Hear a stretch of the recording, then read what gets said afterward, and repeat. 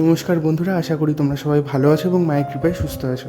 ফলহারিণী অমাবস্যার ভিডিওর দ্বিতীয় ভাগ নিয়ে চলে এলাম তোমাদের কাছে। আশা করি তোমরা প্রথম পার্টটা দেখে নিয়েছো সবাই। যদি এখনও না দেখে থাকো তাহলে আগে কিন্তু ওই ভিডিওটা দেখে নিও, তাহলে এই ভিডিওটা দেখতে ভালো লাগবে।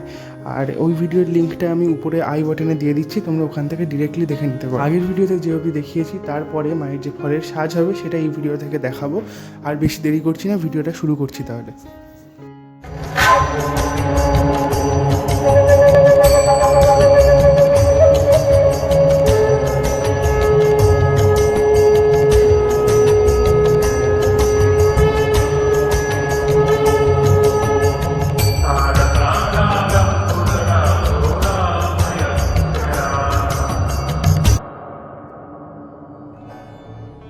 আমি কাঙাল হতে রাজি আছি,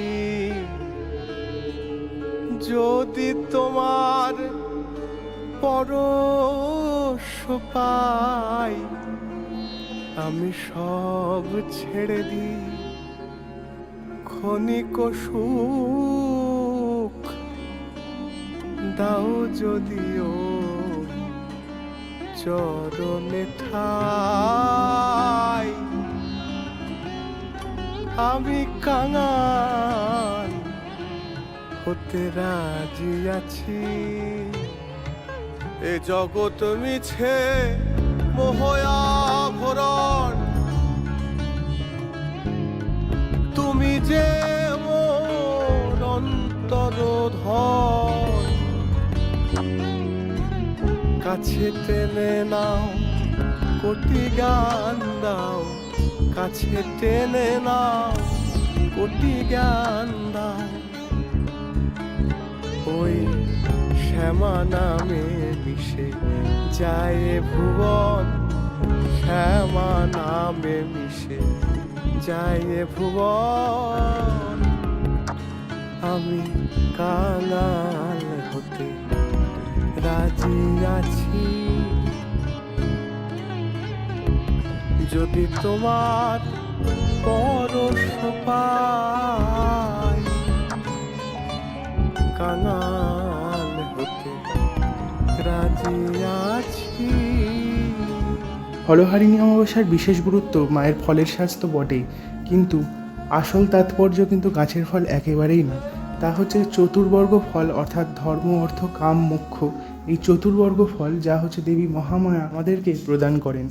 কিন্তু এই কর্মফলের সাথে ফলহারিণী অমাবস্যার গাছের ফলের সাথে কোনো মিল। আর এই দিনের অন্যতম বিশেষত্ব এই যে শ্রী শ্রী ঠাকুর অর্থাৎ রামকৃষ্ণ পরমহংসদেব এই বিশেষ দিনে বিশেষ তিথিতেই হচ্ছে আমাদের সবার মা শ্রী শ্রী মাকে ষোড়শী রূপে পুজো করে। কি অদ্ভুত, তাই না?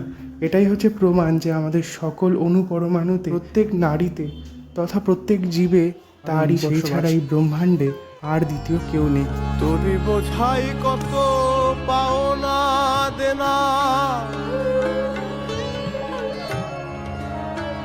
আমায় শূন্য করে দাও চেতনা। এই তোরি বোঝাই কত পাওনা দেনা, আমায় শূন্য করে দাও চেতনা। যেথা জনমের জরা মুক্ত হব, জনমের জরা। যেথা জনমের জরা মুক্ত হব, শুধু কালী নামে মা শান্তি পাব। মারি যদি তুই তবে রাখে কে, রাখিস যদি তুই তবে মারে কে। মারি যদি তুই তবে রাখে কে, রাখিস যদি তুই তবে মারে কে। মাগো মাগো